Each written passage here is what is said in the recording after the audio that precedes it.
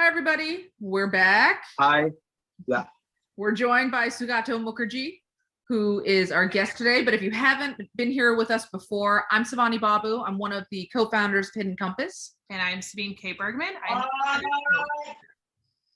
Hi, this is Sugato. A very good morning to you all from a very rainy and cloudy Calcutta. Wonderful. Well, thank you for joining us. And for those of you who haven't dug into the bios and the stories, Sugato is the author of The God in the Mirror, which is our portrait piece in this issue.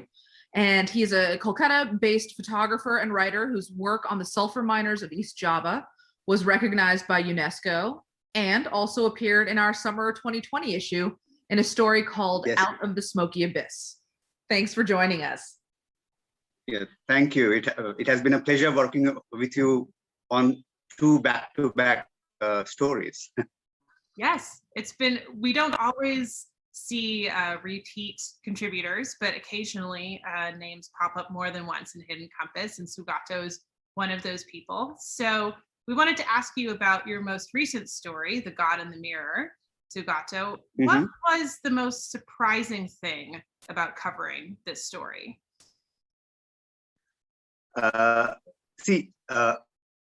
To begin at the very beginning, I was there in 2016 for the first time, and I went there primarily as a photographer because, as I've also written in the story, it's a kind of a visual extravaganza. The colors are explosive.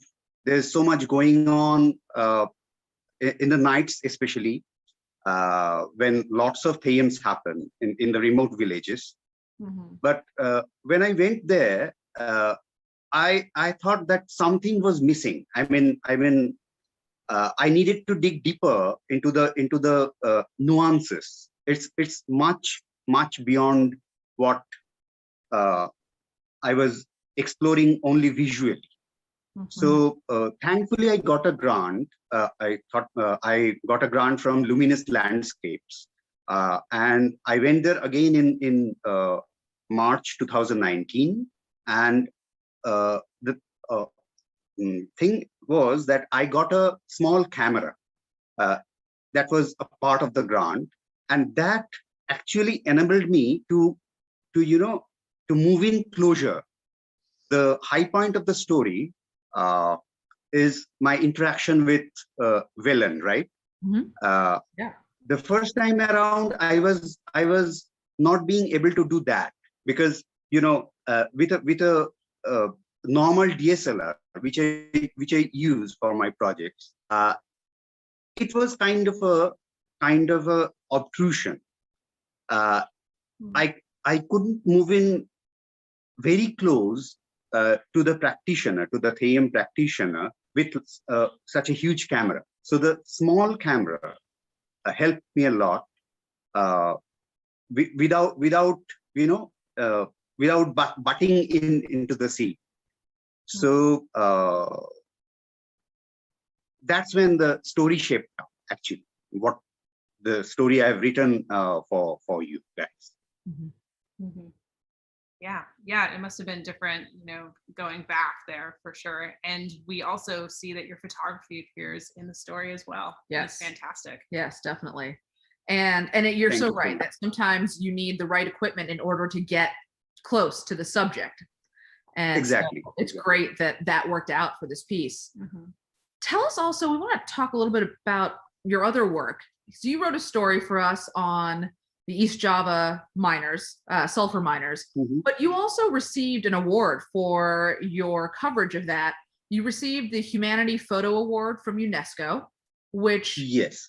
Yeah, so I want to talk about that a little bit. So give us an idea of what went into capturing those images and also what it meant to you to receive that award and that recognition. So that's an award which is jointly conferred by the UNESCO and the China Folklore Photographic Association, and I was there in China in 2016, to receive that award, and the sulfur miner story was a different kind of exploration in the sense that it involved a bit of a risky plunge into the depths of the volcano, because a couple of years earlier, when I went there, a French photographer actually lost his life when he went down there. He slipped and fell, and he died. So there, the miners, I mean the sulfur miners,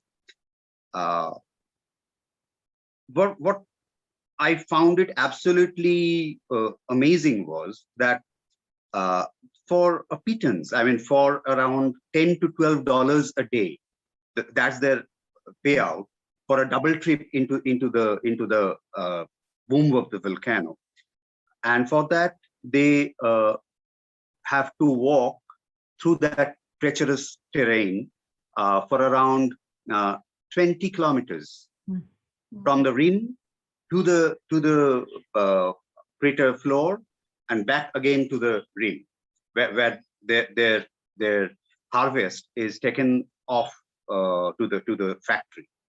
So for 20 kilometers trek into the noxious fumes, in and out of the constantly swirling fumes of sulfuric oxide, the pay is $10 to $12 a day. And even then, that's a pecuniary advantage, because the farmers in the surrounding fields, they earn around $5 a day. So, and what I found absolutely mind-blowing was the sulfur miners know that this job actually is going to shorten their lives. They seldom live beyond 45 to 50 years.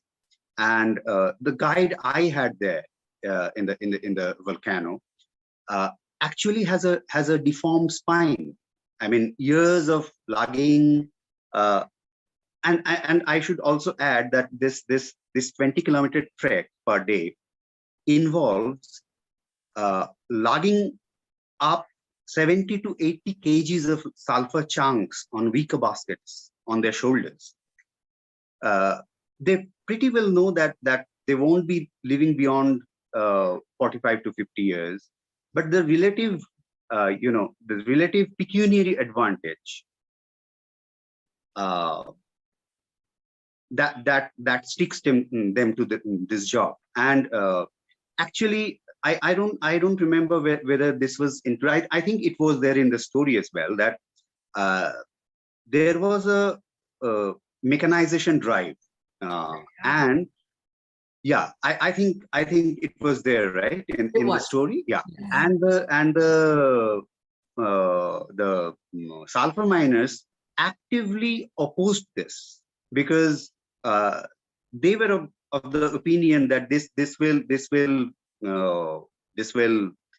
take away their livelihood. I mean, that was amazing. I mean, it was a sort of a revelation for me that human lives in so many parts of this globe means so little. I mean, yeah. That was an incredible part of that story, and shedding light on, I think a lot of us would assume that people in that position would embrace mechanization of their work when it's in such a dangerous and risky location. Yes. Right. Particularly fascinating about that piece. Sugato, you have had incredible experiences in your work. What would you say is the most rewarding thing about what you do? The most rewarding thing for me, I would say, to explore this world, I should say. I mean, in a very figurative sense, in many more ways than a normal traveler does. I'm sure you will agree with this because you guys have been doing similar kind of things. So you know what I mean. I mean the camera and the pen or the keyboard. It actually sort of liberates us. I mean that's the way I feel about it. It sort of liberates us, Yeah. and we get the opportunity to see this world in such a different way than the normal traveler does. I mean, it helps me to dig much deeper into uh, the terrains, into people's lives. And when we are at it, I must mention a bit about Kashmir. That's my favorite zone on art. Now, if you remember, President Bill Clinton once had said that Kashmir is the world's deadliest zone. That I think was in 1999 or 2000. And I started visiting Kashmir from 2009 till 2017.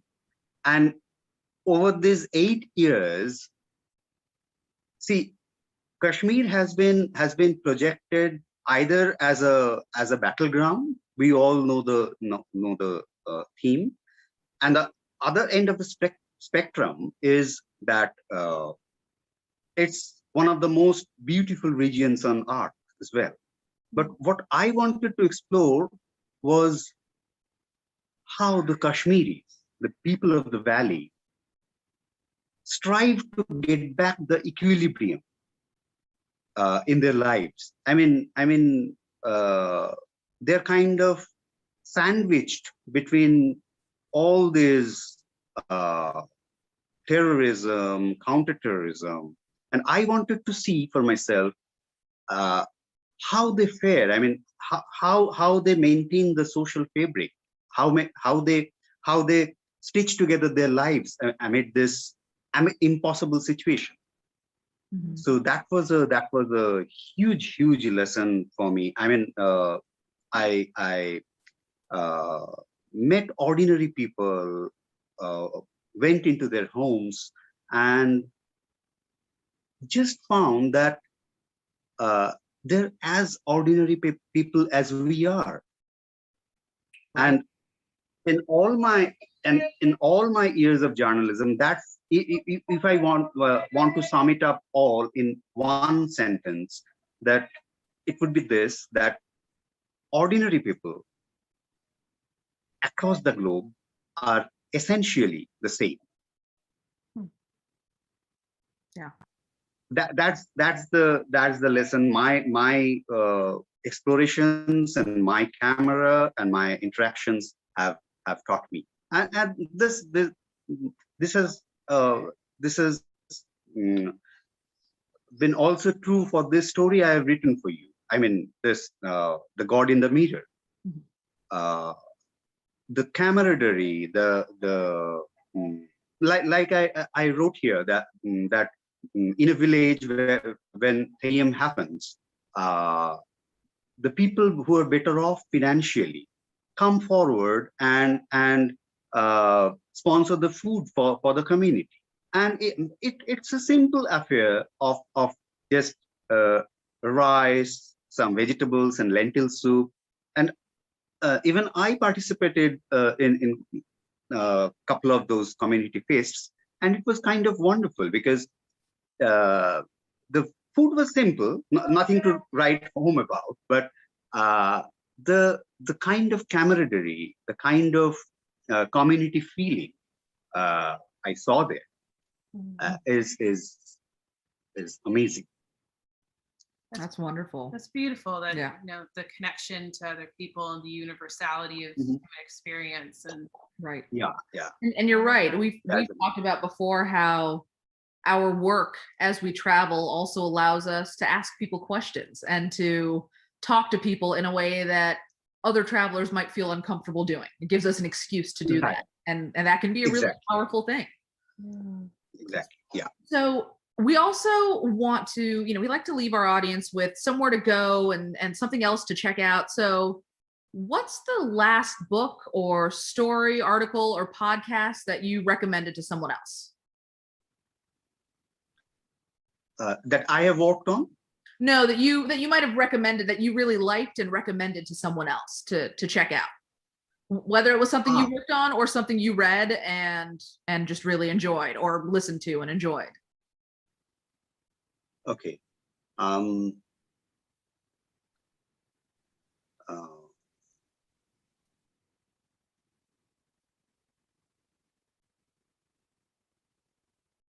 if it is travel literature, I would recommend